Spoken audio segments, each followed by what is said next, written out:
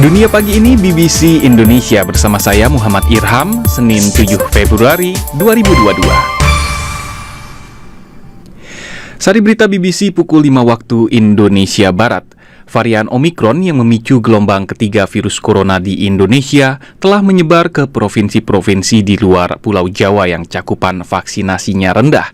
Sementara warga mengaku kesulitan mendapatkan vaksin tambahan.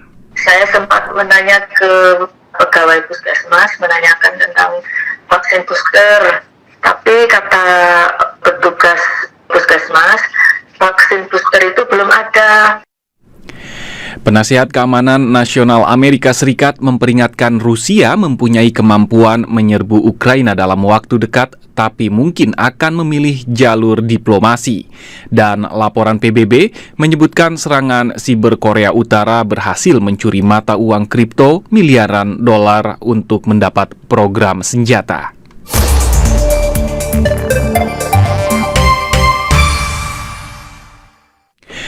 Berita selengkapnya dari BBC Indonesia. Varian Omikron yang memicu gelombang ketiga virus corona di Indonesia telah mulai menyebar ke provinsi-provinsi di luar Pulau Jawa yang cakupan vaksinasinya masih rendah.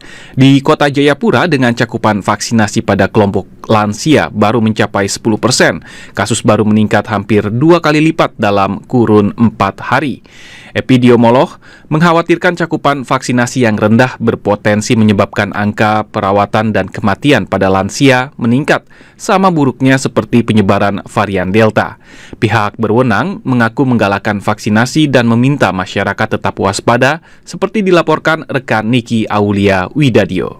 Sejumlah provinsi di luar Pulau Jawa mulai mengalami peningkatan kasus varian Omikron di saat cakupan vaksinasi di wilayah itu masih rendah. Di Kota Jayapura, juru bicara Satuan Tugas Penanganan COVID-19 Papua, Silwanus Sumule, mengatakan kasus Omikron menyebar sangat cepat, sehingga jumlah kasus baru meningkat hampir 2 kali lipat dalam kurun 4 hari. Menurut Silwanus, belum ada kasus berat maupun kematian akibat infeksi Omikron di Papua. Namun tingkat penyebarannya yang cepat dikhawatirkan berdampak fatal terhadap penduduk lanjut usia. Itu kekhawatiran untuk kita semuanya ya. Kita punya upaya-upaya menyelesaikan prokes, cakupan vaksinasi, rumah sakit dipersiapkan. Ada kekhawatiran ada. Karena fakta secara teoritis ya akan begitu, tapi nanti kita lihat di lapangan. Cakupan vaksinasi di Papua secara umum baru mencapai 30%, masih jauh dari target untuk mencapai kekebalan kelompok. Begitu juga dengan cakupan vaksinasi lengkap pada lansia yang baru mencapai 10%. Di Sumatera Barat, cakupan vaksinasi dosis kedua yang belum mencapai target membuat warga belum bisa mendapatkan suntikan booster.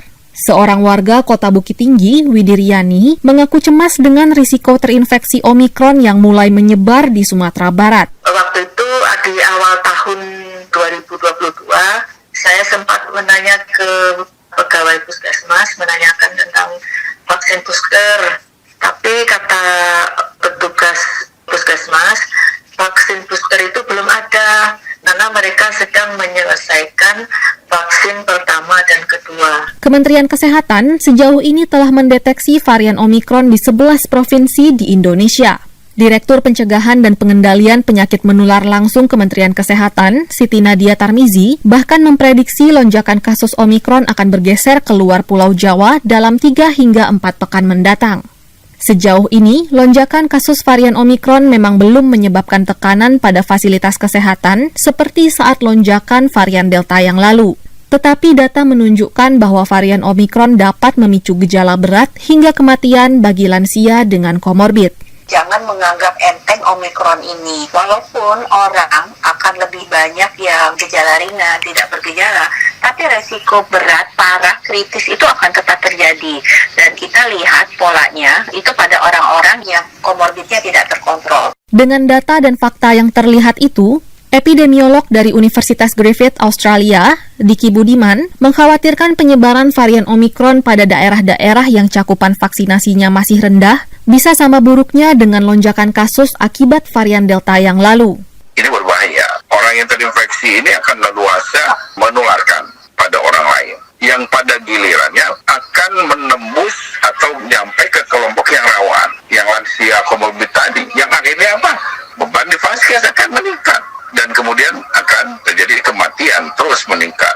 Selain proaktif menjangkau lansia yang belum terlindungi vaksin, saran Diki, pemerintah juga semestinya membatasi kegiatan masyarakat di daerah yang cakupan vaksinasinya masih rendah. Indonesia saat ini telah memasuki gelombang ketiga penularan COVID-19 yang didominasi oleh varian Omikron. Kasus harian yang sempat bertahan di bawah 1.000 kasus per hari pada Januari lalu, kini telah melonjak hingga 36.000 kasus pada Minggu. Laporan tentang ini juga bisa Anda baca di laman bbcindonesia.com. Beralih ke informasi lainnya, penasihat keamanan Presiden Joe Biden memperingatkan invasi Rusia ke Ukraina mungkin akan dilakukan dalam waktu dekat, tapi Moskow mungkin memilih jalur diplomasi. Jake Sullivan mengatakan aksi militer Rusia bisa jadi terjadi Senin ini atau dalam beberapa pekan mendatang. Aksi itu bisa bervariasi mulai dari serangan siber, aneksasi wilayah Donbas di Ukraina Timur, hingga invasi skala penuh. Kami berada di ambang jendela yang sewaktu-waktu dapat terjadi, yaitu eskalasi militer dan invasi Ukraina.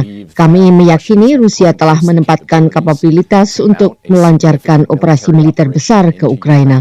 Dan kami bekerja keras untuk menyiapkan respons. Presiden Biden telah mengerahkan sekutu-sekutu. Ia memperkuat dan meyakinkan mitra-mitra kami di bagian timur. Pada minggu kemarin, Ukraina mengatakan peluang mengatasi ketegangan dengan Rusia melalui diplomasi lebih besar dibanding serangan. Rusia telah membantah pihaknya berniat menyerbu Ukraina. Informasi lainnya, laporan PBB yang bocor menyebutkan Korea Utara terus melancarkan serangan siber untuk mendapatkan mata uang kripto guna mendanai program senjatanya. Dalam laporan itu, Korea Utara dikatakan mencuri 50 juta dolar mulai dari tahun 2020 sampai pertengahan tahun lalu. Korea Utara dikenai sanksi internasional yang ketat karena program nuklir dan program senjata lainnya. Sanksi tersebut melumpuhkan perdagangan yang sah dengan negara-negara lain. Pendengar, Israel mungkin akan segera menghentikan penerbangan maskapainya ke Dubai karena sengketa pengaturan keamanan. Sengketa tersebut mengenai masalah teknis antara pengelolaan keamanan Bandara Shin Bet di Israel dengan pihak berwenang di Uni Emirat Arab. Kedua negara sedang mengadakan pembicaraan untuk menyelesaikan masalah ini. Penerbangan langsung ini dibuka setelah kedua negara meresmikan hubungan pada tahun 2020.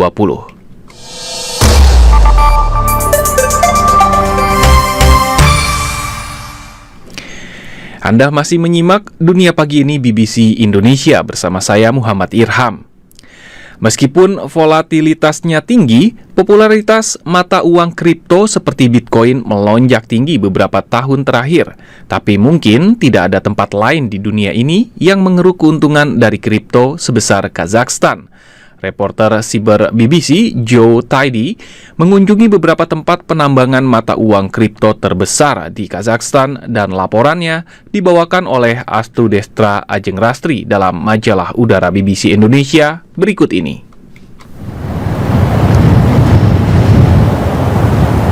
Di tengah padang pasir berangin yang tampak seperti terletak di antah berantah ini, berdiri sebuah bangunan besar yang dari jauh terlihat seperti gudang. Tapi di Kazakhstan, tidak ada tempat lain yang bisa menjadi simbol betapa industri kripto berkembang dengan sangat pesat seperti di sini, tambang koin kripto di Ekibastus. Di sebelah utara pinggiran kota yang berangin ini, mereka membangun salah satu tempat penambangan Bitcoin terbesar di dunia. Reporter siber BBC, Joe Tidy, mengunjunginya beberapa waktu lalu. Ada berapa banyak mesin komputer yang ada di sini? Ada 50.000 mesin di semua pusat data ini, kata salah seorang pekerja yang mendampingi kunjungan Tidy. Kita beranjak masuk ke dalam tambang kripto. Puluhan ribu CPU ini bekerja 24 jam sehari, 7 hari seminggu untuk menambang Bitcoin dan mata uang kripto lainnya. Ini adalah tulang punggung dari berjalannya jejaring terdesentralisasi yang kini mengguncang sistem finansial di berbagai belahan dunia. Bagaimana cara kerja penambangan kripto? Komputer-komputer ini adalah bagian dari jejaring besar relawan dari seluruh dunia yang membuat Bitcoin dan mata uang kripto lainnya berfungsi. Tidak ada bank atau otoritas finansial dalam kripto, jadi setiap transaksi harus diperiksa, diverifikasi, dan ditambahkan ke daftar blockchain publik oleh semua komputer penambang. Sebagai bentuk insentif, para relawan diberi upah dengan Bitcoin yang nilainya naik dan turun secara dramatis dalam beberapa tahun terakhir. Kazakhstan kini adalah negara dengan penambang kripto terbesar kedua di dunia setelah Amerika Serikat. Ini semua berkat para penambang dan investor seperti Energix. Pengusaha penambang lain di Kazakhstan adalah Moldir Shabeyeva, seorang perempuan. Dia baru saja membangun gudang penambangan Bitcoin di ibu kota Almaty. Kita dengar percakapannya dengan wartawan BBC Joe Tidy. Berapa banyak uang yang dibutuhkan untuk membangun satu rak kontainer berisi komputer penambang ini? Sekitar $15.000. Dan berapa lama waktu yang dibutuhkan untuk membangun fasilitas penambang kripto seperti ini? Hanya sekitar 5 hari. Kazakhstan selama ini memiliki cadangan listrik yang melimpah dan murah. Aturan pemerintah yang ramah terhadap mata uang kripto membuat industri yang baru lahir ini semakin berkembang. Keadaan berubah tiba-tiba ketika China yang sebelumnya menjadi pusat penambangan kripto menerapkan larangan aktivitas ini pada Mei 2021. Para penambang kripto menyeberang ke perbatasan, membawa serta bisnis dan puluhan ribu komputer mereka ke Kazakhstan. Tapi berkembangnya industri ini membawa dampak tersendiri. Pemerintah mengatakan konsumsi listrik negara itu naik 8% dalam setahun terakhir. Kekhawatiran tentang dampak lingkungan meningkat. Apalagi beberapa penambangan kripto mendapatkan listriknya langsung dengan menyambungkan daya dari pembangkit listrik tenaga batu bara. Ini sangat menarik dan mengejutkan buat saya. Saya sendiri beberapa kali membeli Bitcoin dengan telepon genggam saya melalui aplikasi. Memiliki Bitcoin terasa sangat cyber, sangat futuristik. Tapi sekarang saya berdiri di sini dan melihat realita fisik dari dunia Bitcoin sangat berisik, sangat panas. Tapi beginilah cara seluruh sistem kripto bekerja.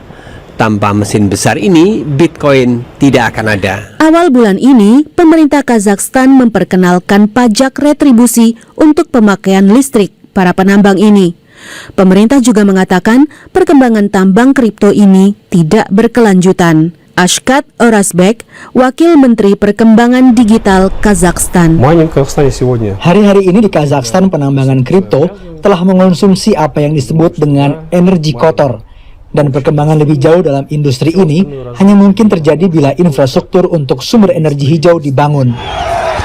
Kazakhstan masih memulihkan ekonomi dari demonstrasi besar-besaran yang terjadi beberapa waktu lalu yang dipicu oleh kenaikan harga bahan bakar. Tidak ada kaitan langsung antara insiden ini dengan penambangan kripto, tapi dua hal penting dapat ditarik dari kejadian ini. Pertama, apa yang bisa terjadi bila suplai energi sebuah negara terancam? Dan kedua, seberapa pentingnya Kazakhstan kini untuk dunia kripto? Saat pemerintah Kazakhstan mencabut akses internet selama 5 hari, jejaring global Bitcoin melambat secara signifikan dan harga kripto melemah. Pendengar, demikianlah majalah udara BBC News Indonesia kali ini. Saya Astu Destra Ajeng Rastri undur diri. Salam.